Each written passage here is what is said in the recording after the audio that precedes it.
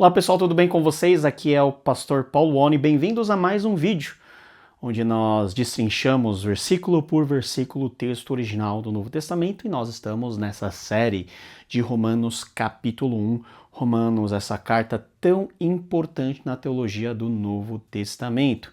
E eu sei que nós já estamos construindo aí um arsenal de conteúdo, e mesmo que você não saiba grego especificamente, eu creio que você está se aproveitando bastante, porque além do grego, nós estamos nos aprofundando na mensagem mesmo, explicando e trazendo insights exegéticos para você. Então, você pode se aproveitar desse material, mas se você quiser aprender o grego, você pode ir na descrição, clicar no link da nossa plataforma e adquirir o nosso curso completo de grego bíblico. Você também nos ajuda muito deixando seu like, se inscrevendo no canal e compartilhando esse conteúdo com cada vez mais pessoas. Chegamos no versículo de número 4, mas antes de nós falarmos do versículo 4, nós precisamos falar da estrutura que une o versículo 3 e o 4 numa coisa só. Vimos o versículo 3 no vídeo passado, peritu hiu altu, né, acerca de seu filho, e nós vimos aqui que nós temos o peri aqui como uma preposição falando do seu filho, que é o filho de Deus, mas essa frase preposicional, duas frases aqui que modificam o sentido ou qualificam o sentido dessa primeira frase preposicional. Nós vimos em primeiro lugar no vídeo passado a respeito daquele que veio da descendência de Davi segundo a carne, tu genomeno, e hoje nós vamos para o versículo 4 que tem a segunda parte, tu horistento hiu teu, ou seja, que foi declarado filho de Deus. Nós vamos ver várias, vamos dizer assim, diferenças, mas diferenças que se complementam. Se o filho de Deus, ele veio, ou seja, ele foi gerado segundo a carne, nós temos aqui que esse mesmo Filho de Deus, ele foi declarado como Filho de Deus segundo o Espírito de Santidade. Se esse Filho de Deus veio de forma humana segundo a descendência de Davi, esse que foi declarado Filho de Deus foi declarado Filho de Deus em poder, por meio da sua ressurreição. Então nós temos aqui no versículo 3 o lado, vamos dizer assim, humano de Jesus, e o versículo 4 nós temos o lado divino, de forma que esse Jesus Cristo, ele é humano e divino, plenamente humano, plenamente divino. Esse Jesus, o Filho, que é o centro do Evangelho de Deus, certo? Então é dentro dessa estrutura que nós vamos ver o versículo de número 4. Então, versículo 4, tu horistentos hiu theu, endinamei kata pneuma hagiosines, ex Anastaseos necron, Jesu Christu tu Kyriou Remon. Gente, nós temos aqui essa mesma estrutura do artigo, mais um particípio aoristo, horistentos, que vem de horitsu, que quer dizer declarar.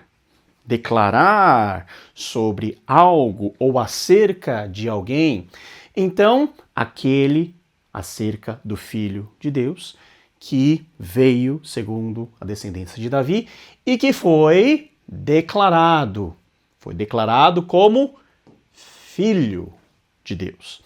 Esse filho, nós temos mais um genitivo aqui, mas é um genitivo que assume uma posição predicativa em relação a esse verbo que está no particípio, declarado filho ou declarado como filho. Filho de quem?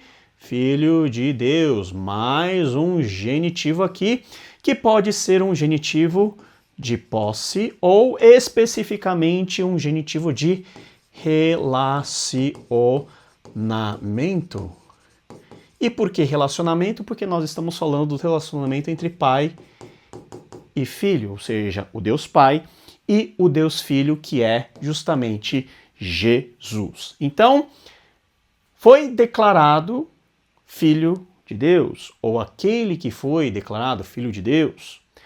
Agora, como? Como foi declarado como Filho de Deus? Então, aqui, essa segunda parte, dominado também por frases preposicionais, está em contraste, não vamos dizer contraste no sentido de oposição, mas num contraste de, vamos dizer assim, complementação entre a descrição que acontece no versículo 3 da natureza humana de Jesus, da sua origem humana, e também agora do seu status e da sua condição divina. E nós vemos isso por meio da primeira frase preposicional endiname. Diname vem de dynamis. Talvez uma palavra que você conheça bastante. Aliás, é dynamis e não dunamis, tá? O som do Y aqui é um som diferente de um som de U. Nós temos um caso dativo e esse dativo aqui é um dativo que, associado com a preposição, nos dá a ideia de condição. Ou seja, qual que é a condição de Jesus Cristo, este que é declarado como Filho de Deus? Em poder. Ou seja, o aspecto divino começa a ser ressaltado. Ele foi declarado Filho de Deus em poder. Certo? Temos aí a segunda frase preposicional que vale a pena nós destacarmos. Katá. Katá, de acordo com o espírito, pneuma. Nós temos aqui novamente uma preposição e nós temos aqui o pneuma no caso acusativo, ou seja, espírito. Katá mais esse acusativo nos dá a ideia de padrão ou base. Então veja só como fica interessante a nossa análise. Foi declarado Filho de Deus em poder.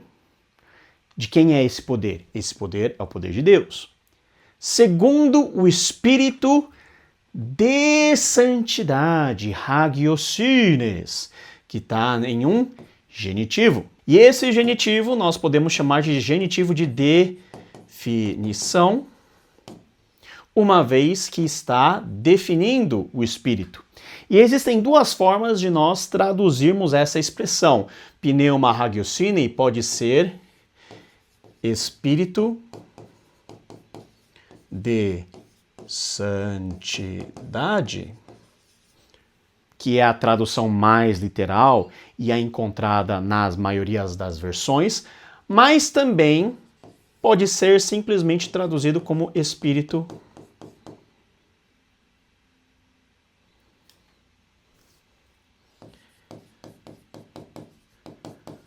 Santo.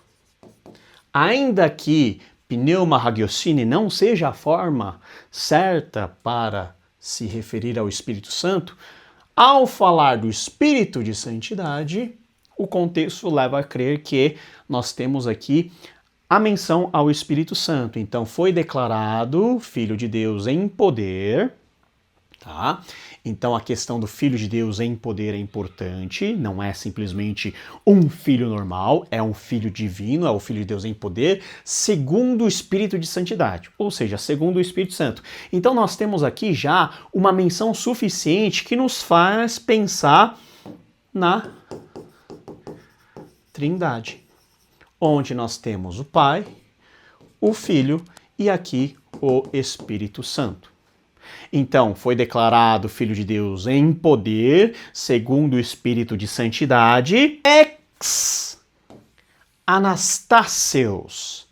Ex Anastasios, nós temos outra preposição ligada à palavra Anastasios, ou seja, vem de Anastasis, que significa o quê?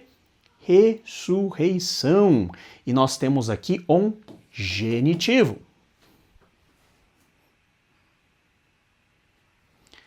E quando nós temos o ex associado a esse genitivo, nós temos uma ideia de tempo ou meio. Qual que é a ideia? Quando que o Filho foi declarado como Filho de Deus? Quando que Jesus foi declarado como Filho de Deus em poder? Segundo o Espírito de Santidade, a partir da ressurreição. Ex Anastasios. Então a ideia aqui é que a ressurreição dos mortos coroa, confirma diante de todo o cosmo o status de Jesus Cristo como Filho de Deus. Por isso que a ressurreição é um aspecto importantíssimo da nossa fé. Se Jesus morre e não ressuscita, isso quer dizer que Jesus, ele não é o Filho de Deus, ou seja, ele não é divino. Ele não tem a natureza necessária para a nossa salvação. Porque ele não pode ser o sacrifício perfeito. Então, por isso que esse ponto é importante. Ex Anastasios, ou seja, da ressurreição, a partir da ressurreição de onde? Necron, mais uma vez um genitivo plural aqui, que é um genitivo de origem, um genitivo ablativo, ou seja, da ressurreição dos mortos. Dos mortos, ou seja, a ressurreição que acontece a partir do contexto dos mortos e a partir do contexto de Jesus morto na cruz. Então, veja só, a riqueza teológica que nos fala a respeito da divindade de Jesus Cristo. Ele foi declarado como Filho de Deus. Declarado por quem? Por Deus. Que tipo de filho? O Filho de Deus em poder. Não é simplesmente um filho. Não é simplesmente alguém que faz parte da família. Não, é Filho de Deus em poder. Ou seja, aqui nós temos a ideia de autoridade. Certo? Autoridade. Segundo o Espírito de Santidade, a partir do momento da ressurreição dos mortos. E quem é este que é declarado como Filho de Deus? Jesus Cristo, tu Kyriou Hemon. Jesu Christu, tu Kyriou Hemon. Então, aqui, gente, só mudar de cor, nós temos Jesu Christu, nós vimos, Jesu é o nome próprio, aqui no genitivo, e Christu é um nome honorífico, também no genitivo, e esse genitivo, Jesu Christu, ele é o aposto de Hiltheu. Aposto. É um genitivo aposto, ou seja, explica, define quem é esse Filho de Deus. Ou seja, Paulo está dando nome a quem é esse Filho de Deus. Jesus Cristo. E quem é esse Jesus Cristo? Tu Kyriou, o Senhor. É mais um genitivo apositivo, ou seja, Jesus é o Senhor. Jesus é o Kyrios. Senhor. Esse sim é um título. É um título de majestade, originalmente dado ao imperador romano, a César. Então chamar Cristo de Kyrios era um ato subversivo na época do Império Romano e a declaração mais explícita da condição real de Senhor, de dominador de todas as coisas de Jesus Cristo, esse que foi declarado Filho de Deus em poder. Então a expressão Filho de Deus em poder deve ser vista junta. Segundo o Espírito de Santidade, da ressurreição dos mortos, Jesus Cristo tu queria o remon. E aqui nós temos o remon aqui. É um genitivo de posse. Ou um genitivo aí que marca o nosso relacionamento com esse Senhor. É o nosso Senhor, Jesus Cristo. Olha só que maravilha. Nessa saudação, nessa introdução epistolar, Paulo, ele coloca nas cartas, de forma bem explícita, quem é Jesus Cristo. Qual que é o valor de Jesus Cristo? Esse que é homem, de acordo com o versículo 3, esse que é Deus soberano sobre todas as coisas, no versículo 4, e essas duas naturezas, a natureza humana e a natureza divina, elas se combinam e elas estão de forma completa e junta, como vai dizer aí a declaração veri Deus, veri homo, ou seja, verdadeiramente Deus, verdadeiramente homem. Jesus não era 50% Deus e 50% homem, 100% Deus, 100% homem. Então, traduzindo, que foi declarado, ou seja, declarado Filho de Deus, sem poder, segundo o Espírito de Santidade, da ressurreição dos mortos, ou seja, a partir da ressurreição dos mortos, 2 pontos, Jesus Cristo, nosso Senhor. Que versículo poderoso, que versículo importante para nós conhecermos quem é Jesus Cristo na perspectiva e na ótica do apóstolo Paulo. Gostou desse vídeo? Se você chegou até aqui, já deixa o seu like, compartilha, coloque nos comentários aí eventuais dúvidas ou como esse vídeo tem abençoado você. E se você quer aprender tudo isso, o grego do Novo Testamento, não se esqueça que nós temos na nossa plataforma de ensino Didascalia On Demand um curso completo de grego do Novo Testamento Helenique.